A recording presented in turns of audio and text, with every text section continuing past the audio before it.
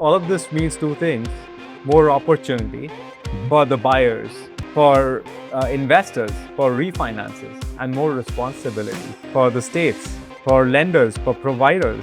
And so, a combination of that responsibility and opportunity is something we take very seriously.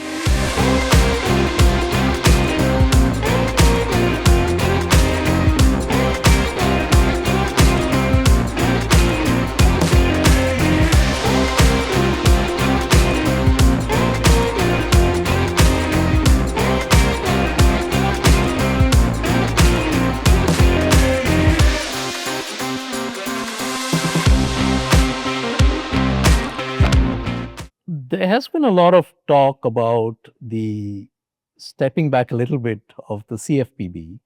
Um, I know in the recent past, there's been a reduction in the funding for CFPB and they've stepped back a little bit more. I'd like to understand a little bit more of how this has impacted the industry and what the implication of that is. So, CFPB enforcement and supervision is certainly scaled back significantly.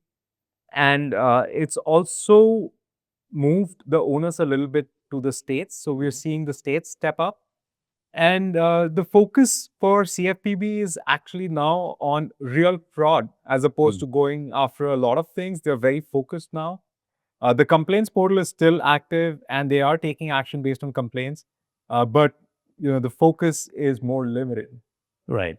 I'm actually wondering if this is a good thing because, on the one hand, we definitely want the regulations to be there because to protect the borrowers. But I'm also wondering if in the earlier lenders were feeling a little too constrained because of all of these rules and regulations they needed to follow. And I think we need some flexibility as long as it doesn't get to what it used to be in the subprime market. But maybe would help strike the right balance between the two.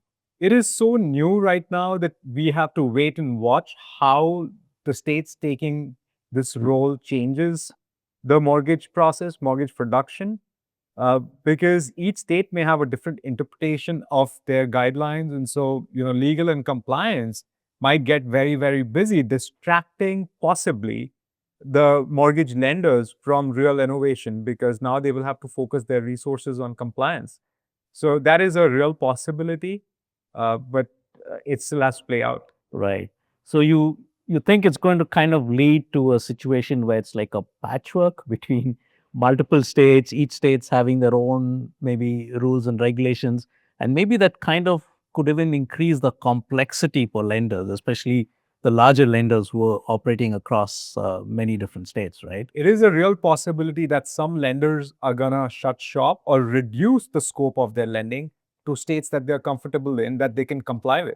Right, right. And I don't think that's going to be a good idea because that's going to become more challenging with, the ability to buy in certain states changing very substantially from other states. So like you said, we'll have to wait and see how this plays out. It's a balance that the lenders need to play out because you got to safeguard the consumer and yet give them better pricing and more availability of products. So Ritesh, let's kind of wrap this up with some of the big takeaways, right? Um, we are seeing that rates coming down, which is fantastic, which means affordability is kind of getting a little bit better. The inventory situation seems to be loosening up a little bit. There seems to be more inventory, especially in some of the markets, like we were talking about. We are also seeing that borrowers are now exploring more options, like the non-QM kind of loans. And then there's the other side, from the compliance side. We are seeing that because there's a potential for the regulations to be different across states. There's this patchwork which is emerging, patchwork of regulations across different states. Anything else that you see? Well, all of this means two things: more opportunity Mhm. for the buyers, for investors, for refinances, and more responsibility for the states, for lenders, for providers. And so, a combination of that responsibility and opportunity is something we take very seriously. Excellent. And hopefully 2026 is going to bring in a better kind of situation both for lenders as well as for borrowers. Hopefully we are going to see the market pick up again. Maybe it won't go back to the levels it was earlier, but we're really looking forward, and I think everyone's looking forward to 2026 very hopefully. Cheers to 2026. Thank you, Ritesh. Cheers.